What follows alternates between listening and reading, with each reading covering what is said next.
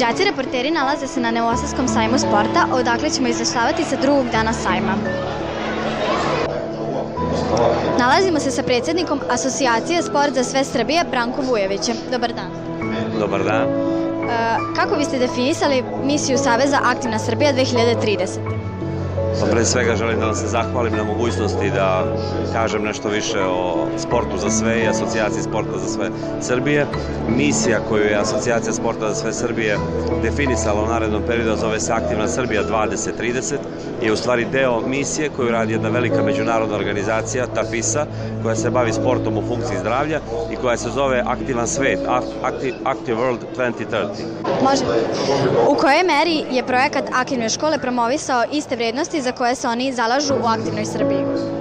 Pa ja moram da kažem da taj termin budi aktivan, aktivna škola, aktivna Srbija, aktivan svet, to je nešto što sve više uzima maha i nešto što govori u prilog tome da nije važno samo baviti se vrhunskim sportom, nego je vrlo važno baviti se uopšte sportom, sportskom rekreacijom, školskim sportom.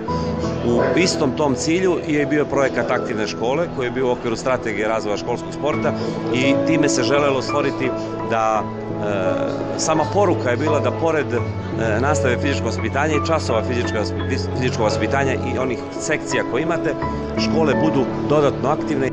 Tako da je jako velika korelacija i veza sa idejom Aktivna Srbija i aktivnih škola, jer i jedan i drugi projekat pozivaju na aktivnosti, na što veće bavljenje fizičkim aktivnostima i sportom svih učesnika, od dece, najstarijih osoba sa invaliditetom, žena, pa na kraju krajeva i svih građana Republike Srbije. U kom životnom dobu se uči o značaju rekreacije za zdravlje? Značaj rekreacije, jeste to pitanje? Pa jako veliki. Ja moram da kažem da je rekreacija i rekreativni sport od nacionalne strategije koja je doneta u Republici Srbiji 2014. ušao kao još jedan od osnovnih prioriteta. Time se država Srbija odredila da je sport u funkciji zdravlja i rekreacija jednako važna kao i vrhunski sport, jednako važna kao sportska infrastruktura ili kao školski sport. Znači stvoriti uslove da se svi bave sportom i da svi budu zdravi i da se na neki način budu fizički aktivni je jednako važna i to je definisano i tom nacionalnom strategijom. U onoj novoj strategiji razvoja sporta koja će se raditi od 2020. do 2030.